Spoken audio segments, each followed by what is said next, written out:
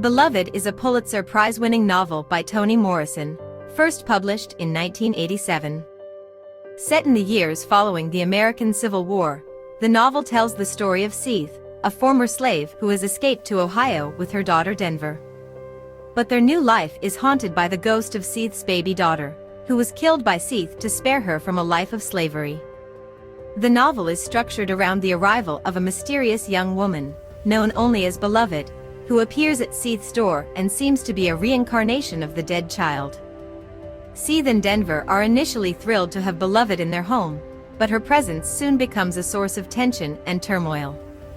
Throughout the novel, Morrison uses a complex narrative structure that includes flashbacks and multiple perspectives to explore themes of memory, trauma, and the legacy of slavery. The story is told from the perspectives of several characters, including Sethe, Denver, and Paul D., a former slave who is also living in Ohio. The novel begins with a vivid depiction of Sethe's escape from slavery and the horrors she endured as a slave. She is pursued by a slave catcher, but she manages to kill her infant daughter with a handsaw rather than let her be captured and returned to slavery. This act of violence haunts Sethe for the rest of her life, as she struggles with the guilt and shame of what she has done. Years later, Sethe is living in a small house in Ohio with her daughter Denver, who is a teenager. They are both haunted by the ghost of Sethe's dead daughter, who they believe is still present in their home. When Beloved arrives, she seems to be a physical manifestation of the ghost, and Sethe is initially overjoyed to have her daughter back. But Beloved's presence soon becomes unsettling. She is demanding and needy, and seems to be draining the life force from Sethe and Denver.